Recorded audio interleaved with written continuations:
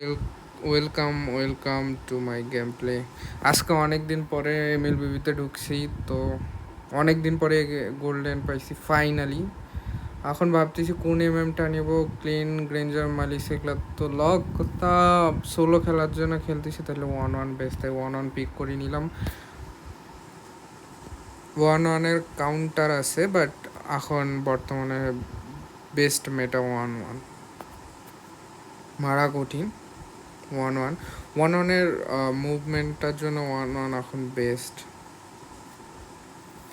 এখন 1-1 ইউজ করতে হলে মুভিং পারসু এটা অবশ্যই অফ করতে হবে, নাইলে 1-1-এর চালাইতে পারবা না। এই পাশে চালাবো, ও পাশে যাবে, বারবার টানি ধরবে ক্রিপস মিনিয়ন থেকে।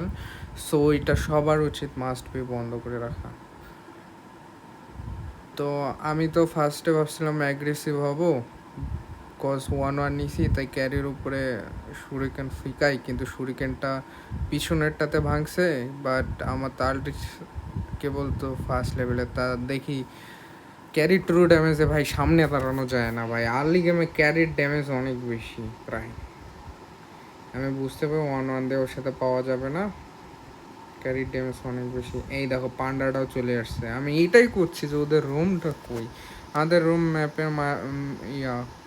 মিডে করতেছে, পান্ডা চলে আসছে।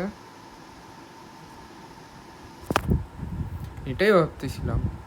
আর পান্ডার সাথে পোন্দাবন্দি করা যাবে না। এই এই এই এই এই ফ্লিক ইন্সপায়ারটা মারিয়ে দিছি যাতে মুভমেন্ট স্পিডটা বাড়ি যায়।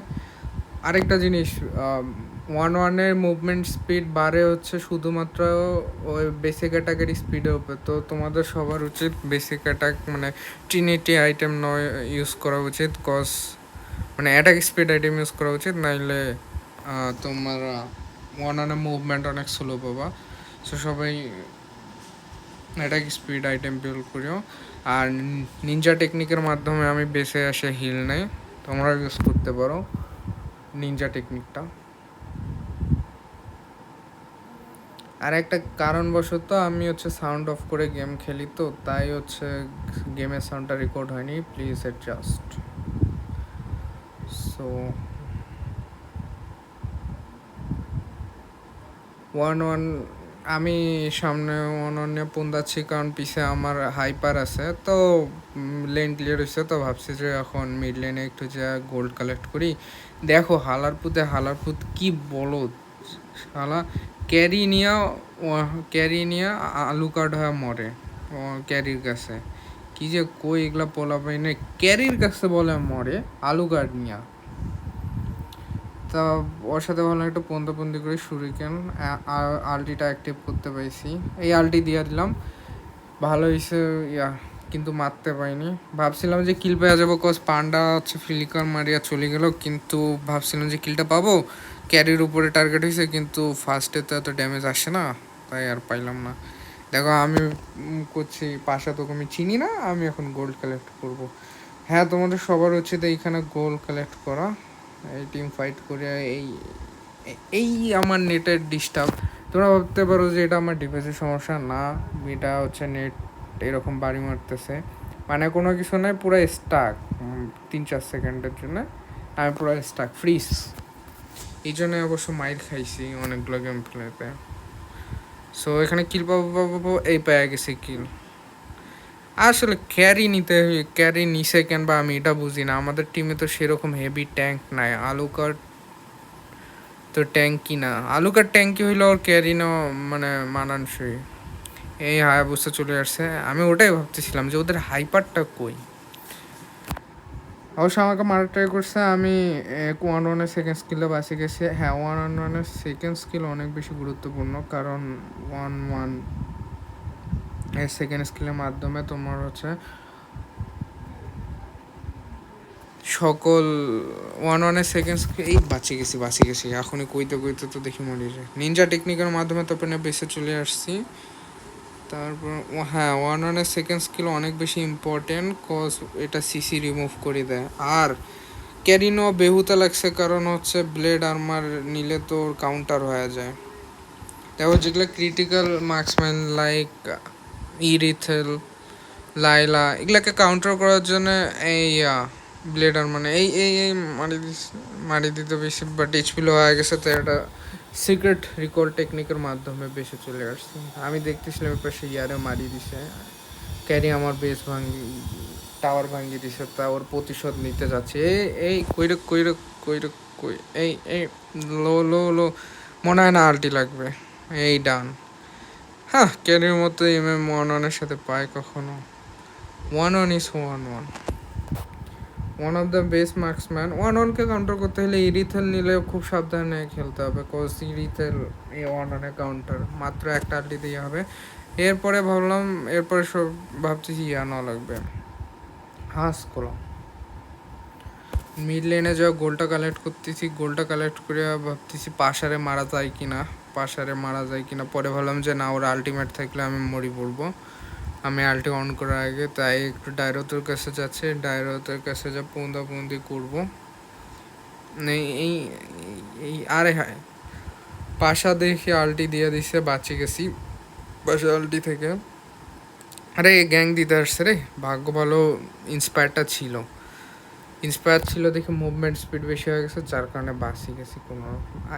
এই সমস্যাটার জন্য আমি গেম খেলা পছন্দ করি না। আমি বুঝি না এটা রাউটারের দোষ, এটা কারো ফিক্স করা কোনো টেকনিক থাকলে বলেও যে জাস্ট হুটমুট ফ্রিজ হয়ে যায়, মানে কোনো কিছু না হুটমুট ফ্রিজ হয়ে যায়।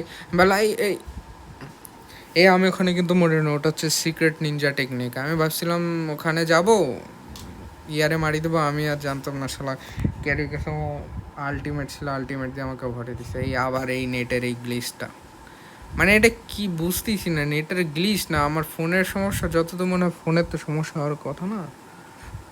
এই টাওয়ারটা ভাঙিয়ে দিয়ে ক্যারির সাথে 1v1 করবো। এই ইন্সপায়ারটা দিলাম, ভাবি নিছি, জিতে গেছি। আমি কিন্তু মরিনি, বুঝলাম আমি সিক্রেট নিনজা টেকনিক দিয়ে হায়াবুসার কাছ থেকে বাসি গেছে, বুঝলা, এটা একটা সিক্রেট টেকনিক। এখানে টিম ফাইট হয়েছে, সো অনেক ইম্পর্টেন্ট।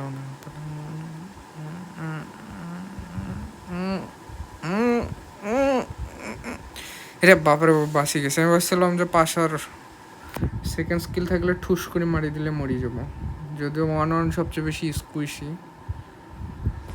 মোবিলিটি থাকার কারণে এটার অনেক বেশি স্কুইশি। এখানে ক্লিয়ার দেওয়ার টপটা পুশ দেওয়ার ধান্দায় ছিলাম, টপটা পুশ করে দিয়ে আমাদের তালুকাট পুরো সেরা আছে, ফর্মে খেলতেছে।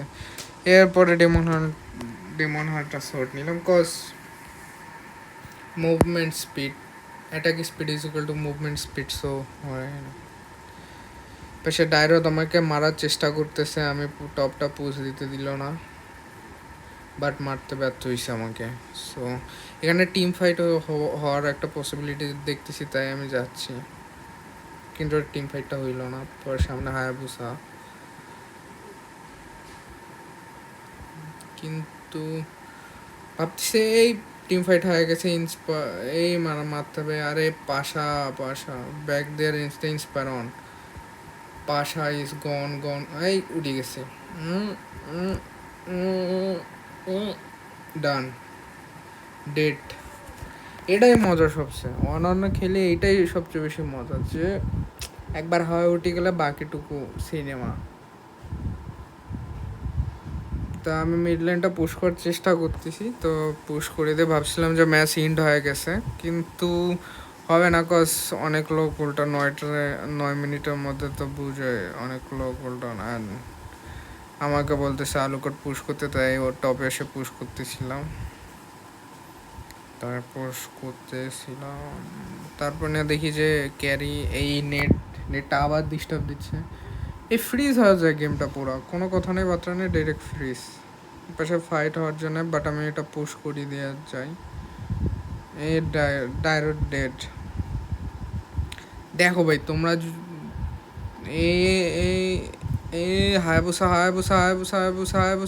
আলটি, এ ডেট হায়াবুসা ক্যারি,